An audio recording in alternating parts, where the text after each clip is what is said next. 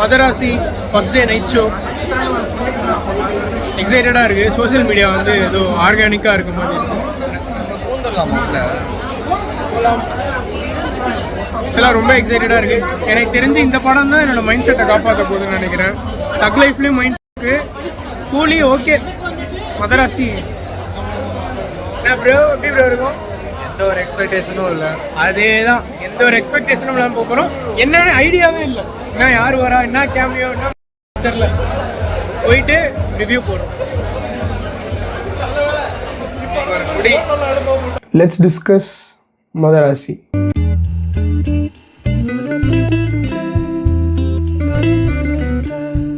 To start with, Madrasi வந்து ஒரு well written இன்டெலிஜென்ட்டான film. எல்லாருக்குமே பிடிக்குமா கேட்டால் கண்டிப்பாக எல்லாருக்குமே பிடிக்கும். பட் ஆனால் படத்தோட screen play I don't know அது எல்லாருக்குமே பிடிக்குமா, செட் ஆகுமான்றது எனக்கு தெரியல. அட் ஃபியூ பிளேசஸ் ஒரு ஜென்ரல் ஆடியன்ஸ்க்கு வந்து என்னடா இது லைட்டாக கன்ஃபியூஷனாக இருக்குன்ற மாதிரி தான் இருக்கும். ஏன்னா எனக்குமே படம் முடிஞ்சதுக்கப்புறம் இது எந்த பக்கத்தில் இது நான் யோசிக்கிறது, நல்ல படமா என்னன்றது எப்படி யோசிக்கிறதுன்னு எனக்கு தெரியல. பட் ஆனால் யோசித்து பார்க்குறப்போ கண்டிப்பாக Madharaasi is an intelligent film. Murugadoss sir வந்து இன்டர்வியூவில் சொல்லியிருந்தார், Madharaasi is a highly action packed film அப்படின்னு சொல்லிட்டு. ஆனால் அந்த ஆக்ஷனுக்கு ரூட்ஸ் வந்து அது லவ்லேருந்து தான் ஸ்டார்ட் ஆகும். அந்த ஆக்ஷனுக்கு பின்னாடி இருக்க விஷயங்கள் வந்து லவ்வாக தான் இருக்கும் அப்படின்ற மாதிரி சொன்னார். ஆல்சோ தட் கஜினி அப்படின்னு சொல்லி ஒரு ஹிண்ட் வேறு கொடுத்தாரு அந்த மாதிரி இருக்குன்றதில். எனக்கு அப்போவே வந்து ஒரு எப்படி சொல்கிறது, எனக்கு ஒரு அசம்ஷன் இருந்தது. ஓகே, ஒரு மென்டல் டிஸார்டர் அந்த மாதிரியான ஒரு விஷயம் உள்ளே கொண்டு வந்திருப்பாங்களோ அப்படின்னு சொல்லிட்டு. அதுவுமே இதில் இருக்குது.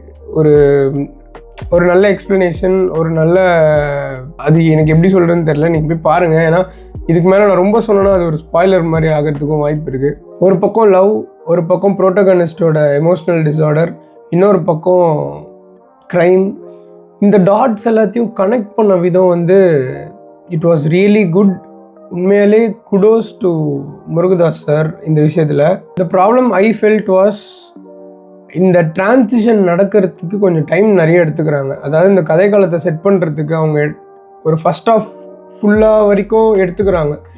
அது வந்து எனக்கு பிட் கொஞ்சம் ஏர்லியாகவே இதை பண்ணியிருக்கலாம் அப்படின்னு எனக்கு தோணுச்சு. பட் ஆனால் யோசித்து பார்க்குறப்போ அவ்வளோ டைம் எடுத்து இந்த கதையை செட் பண்ணதுனால அது ஸ்ட்ராங்காக நம்மளுக்குள்ள ரெஜிஸ்டர் ஆகும். என்ன நடக்குது, இதுக்கு பின்னாடி இருக்க விஷயம் என்ன அப்படின்ற விஷயத்த நம்மளுக்கு ஸ்ட்ராங்காக ரெஜிஸ்டர் பண்ணுறதுக்காக கொஞ்சம் டைம் எடுத்துக்கிறாங்க. அது ஆடியன்ஸ்க்கு சம்டைம்ஸ் என்னடா இழுக்கிறாங்கன்ற மாதிரி தோணலாம். அண்ட் கண்டிப்பாக சிலருக்கு வந்து படத்தோட பேஸ் இந்த இடத்துல கம்மியாகுது, ஸ்பீட் கம்மியாகுது, லேக் ஆகுது அப்படின்ற மாதிரி தோணலாம். ஸோ அதனாலே வந்து மதராசி கொஞ்சம் பொறுமையாக உட்காந்து பார்க்க வேண்டிய படம்ன்ற கேட்டகரிக்குள்ளே வந்துடும்னு நினைக்கிறேன் இந்த விஷயத்தினால. ஆனால் படம் முடிகிறப்போ கண்டிப்பாக உங்களுக்கு பிடிக்கும். ஏன்னா எல்லா எக்ஸ்ப்ளனேஷன்ஸ், எல்லா எப்படி சொல்கிறது, உங்களுக்கு எக்ஸ்பிளைன் பண்ண வேண்டிய விஷயங்கள் எல்லாத்தையும் வந்து டுவர்ட்ஸ் தி எண்ட் வரப்போ உங்களுக்கு எல்லாமே புரிஞ்சிருக்கும். இது ஏன் நடக்குது, ஏன் இப்படி நடக்குது, வித்தியாசமாக நடக்கும். அதாவது நீங்கள் பார்க்குறப்போ லாஜிக்கே இல்லைன்னு உங்களுக்கு தோண வைக்காது. அதுக்கான எக்ஸ்ப்ளனேஷன்ஸ் ப்ராப்பராக படத்துக்குள்ளேயே உங்களுக்கு கொடுத்துருவாங்க. அந்த ஃபீல் வந்து முருகதாஸ் சார் நல்லா டெலிவர் பண்ணியிருக்காரு இந்த படத்தில். ஆக்டிங்னு பார்த்தா எல்லாருமே அவங்களுக்கான ரோல்ஸ் நல்லாவே பண்ணியிருந்தாங்க. எஸ்கேக்கு வந்து இது ரொம்பவே ஒரு சேலஞ்சிங்கான ரோல். ஏன்னா எல்லாமே வந்து இதில் வரணும். எமோஷன்ஸும் வரணும், அவரோட ஹியூமரும் வரணும், அவரோட ஆக்ஷன் சைடும் வரணும். ஆக்ஷன் சைடெலாம் உண்மையிலேயே சூப்பராக பண்ணியிருந்தார். எமோஷன் சைட்லேயும் வந்து அவருக்கு ஒரு சில சீன்ஸ் கொஞ்சம் சேலஞ்சிங்கான சீன்ஸாக இருந்துச்சு. அதையுமே சூப்பராக டெலிவர் பண்ணியிருக்காரு எஸ்கே. வித்யுத் வந்து லிட்ரலாக ஸ்க்ரீனை பிளாஸ்ட் பண்ணிட்டாரு. ஏன்னா வித்யுத் கிட்டே இருந்து தான் கதையே ஸ்டார்ட் ஆகுது. படத்தோட ஓப்பனிங்கே வந்து பிஜு மேனனும் வித்யுத்தும் தான் வந்து படத்தை ஓப்பன் பண்ணி வைக்கிறாங்க. அண்ட் அவங்களோட பெர்ஃபார்மன்ஸஸ் எல்லாமே சூப்பராக இருந்துச்சு. பிஜு மேனன் வாஸ் ரொம்ப சட்டிலான ஒரு ரோல் தான். ஆனால் வித்யுத் வந்து பயங்கரமாக பண்ணியிருந்தாருங்க. அதே மாதிரி இருக்கார். நம்ம துப்பாக்கியில் பார்த்தோம் தெரியுமா, அதை விட கொஞ்சம் ஸ்ட்ராங்காக ஃபீல் பண்ண வைக்கிறாரு நம்மளுக்கு ஸ்க்ரீனில். அனிருத் வந்து லைட்டாக டிசப்பாயிண்ட் பண்ண மாதிரி ஃபீல் ஆகிடுச்சு. த திங் இஸ், அவர் இந்த படத்துக்கு ரொம்ப எஃபோர்ட் போட்ட அந்த ஒரு ஃபீலே இல்லை. பட் தேவையானது என்னவோ அதை வந்து கொடுத்துருக்காரு இந்த படத்துக்கு. அதை வந்து கான்ட்ரிபியூட் பண்ணிருக்காரு மதராசிக்கு. ஆக்ஷன் சீன்ஸு, ஆக்ஷன் கோரியோகிராஃபி வந்து பயங்கர பீக், சூப்பராக இருந்துச்சு. கொஞ்சம் டிஃப்ரெண்ட்டான சினிமோட்டோகிராஃபியும் ட்ரை பண்ணியிருக்காங்க. சினிமோட்டோகிராஃபரும் ஆக்ஷன் கோரியோகிராஃபர் இருக்காங்கள்ல, அவங்களும் வந்து இதில் நல்லா கொலாபரேட் பண்ணி கொஞ்சம் டிஃப்ரெண்ட்டான ஆக்ஷன் சீன்ஸு, கொஞ்சம் டிஃப்ரெண்ட்டான கேமரா மூமெண்ட்ஸ்லாம் வந்து கொடுத்துருக்காங்க. அதுவும் அது ஒர்க் அவுட்டும் ஆயிருக்கு. ஃபைனலாக முருகதாஸ் சாருக்கு இது ஒரு கம்பேக் ஃபிலிம் தான். பாஸ்ட் 2 ஃபிலிம்ஸில் அவருக்கு இருந்த டவுன்ஃபால்லேருந்து மீண்டு வர படமாக கண்டிப்பாக மதராசி இருக்கும். ஸோ எல்லோரும் தியேட்டருக்கு போய் பாருங்கள்.